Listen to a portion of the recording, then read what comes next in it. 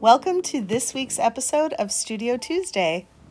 This week we are starting a brand new canvas from scratch. It's a 48 by 48 inch canvas that I have hanging on the wall, and I am showing you how I get started creating a piece. I like to warm up my practice with activating my canvas, so to speak, with a lot of loose, big marks. So I start with pencil, charcoal, Stabilo crayons. Here I'm using a big trowel. And the idea is that I'm just really getting connected to the canvas. And I'm activating my own creative flow and open channel, if you will, so that I don't start out getting tight and concerned about what am I going to paint, what am I going to do, and just begin right out the gate with intuitive mark making, intuitive color choice, and beginning that process and letting myself commit to following where this painting wants to take me. I also want to say a quick word as to why I'm doing this. I decided to do Studio Tuesday every week as a personal challenge of sorts to just share my process, share what I'm doing as a way of giving back, because I am somebody who really loves watching other artists paint. Even if I don't actually particularly like their artwork style, I really enjoy it. It gives me a lot of inspiration and creative ideas, and I wanted to give back. So I'm doing this because I like to watch other people. So I thought somebody might enjoy watching this and get some ideas. So, all right, so back to this. So you saw me turn the painting. It's important to do that now and again. There's no orientation yet to this piece because it's not a piece yet. I'm just making marks.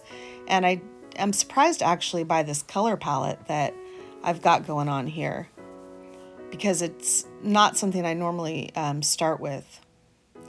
So after I did a first layer of paint, I took the canvas to a big table, and I decided to lay down a ton of collage papers. I've got so much collage stuff accumulating that I wanted to get it onto this big canvas. I love when I see other artists do this, and so I thought, why not? Why not do it on a big piece? I haven't done that before, so I'm just going for it. Now, one thing that you'll see, I mean, obviously this video is sped up ridiculously fast, and it's a little obnoxious actually, but I make decisions this quickly. That is part of what I believe is very key to work on and practice as an intuitive abstract painter, is to allow myself to just quickly make decisions, not overthink it, and trust the process, trust what I'm doing. And so I'm doing that quite nicely in this session, actually. I don't spend any time overthinking. I just make a decision very quickly based on quick color flow, basically, and composition. But I'm not looking at the content on the pages, so to speak. I'm seeing them with larger eyes, if you will, of just seeing, the patterns basically and the colors. That one I put down, and then as I was gluing it, I saw that the ink had left this really cool mark, so I pulled it up and moved it to have that little reveal there, which I liked. It was kind of neat. So for me, the practice of painting gives me benefits in all areas of my life. And I just wanted to say about that decision-making thing is that the more that I practice doing artwork in this intuitive style, the more that I have confidence in my daily life around making decisions, around being confident with just how I'm following the flow of my day or my life. And I run a business, I have employees, and so not related to art at all, but so it's important that I develop that skill more and more. That's important in leadership. So I just wanted to offer that up. For me, painting is a lifestyle practice.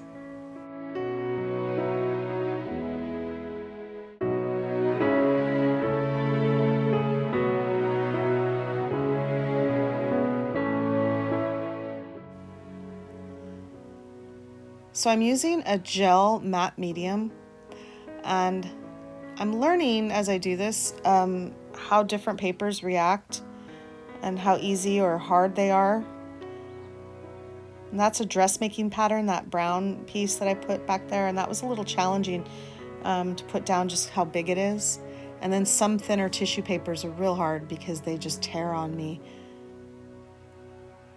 I've started dipping some of my collage pieces in water. I've seen other artists do that, and that was a good thing to learn because it helps soften the paper and have it lay flat.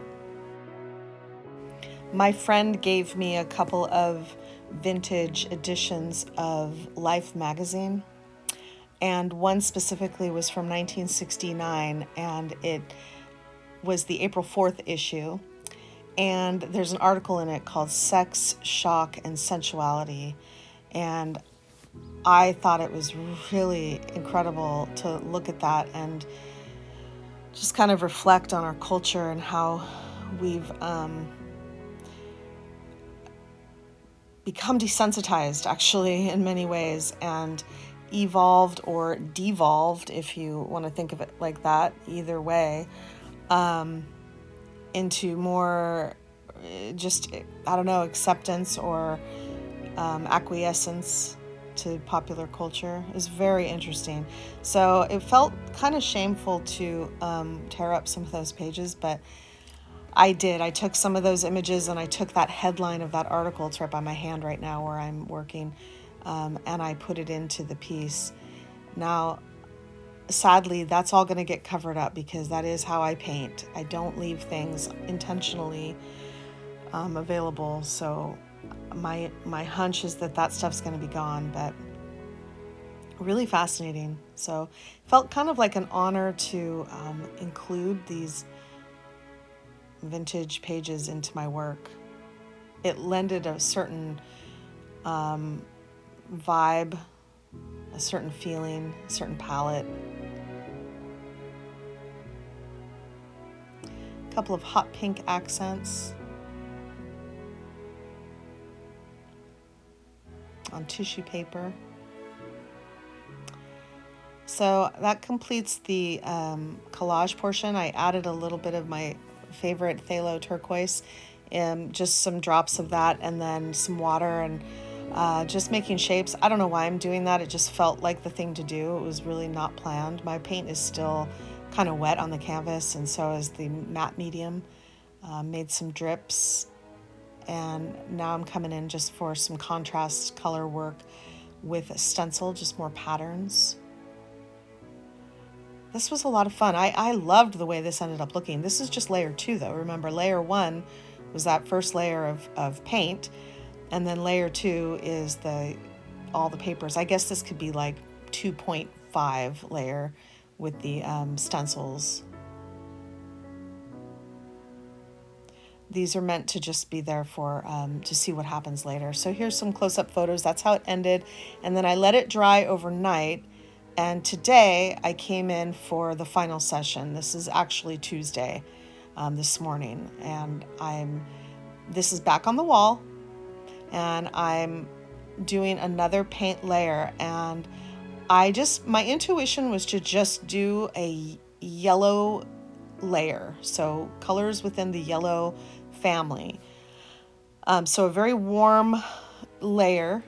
I will be covering that over with, probably in the next couple days, I'll be doing another layer with like cooler colors, but this is what I'm doing now. It's very loose and freeing. I have to tell you, this video does not show how cool this painting already is. Actually, you can't see the texture, you can't see the scrapes that I make and how things get revealed through.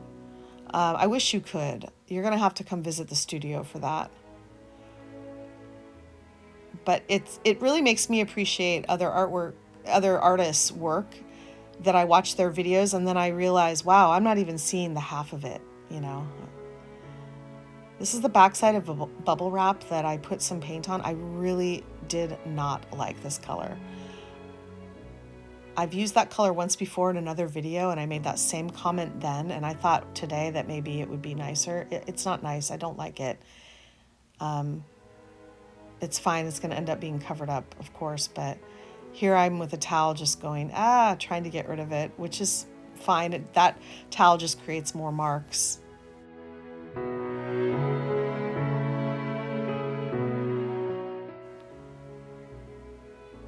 So you know when you have a board game and you punch out the pieces and you've got this heavy like cardstock form? Well, I save those things, and that's what that made, that pattern. Isn't that cool? Anything can be a stencil almost and used in artwork. Couple more marks and that pretty much wraps it up for this week's Studio Tuesday session. I really appreciate you watching. I hope you liked it. Please drop me a comment or a like and tell me what you're enjoying or not enjoying and what you'd like to see more of. See you next week. Bye.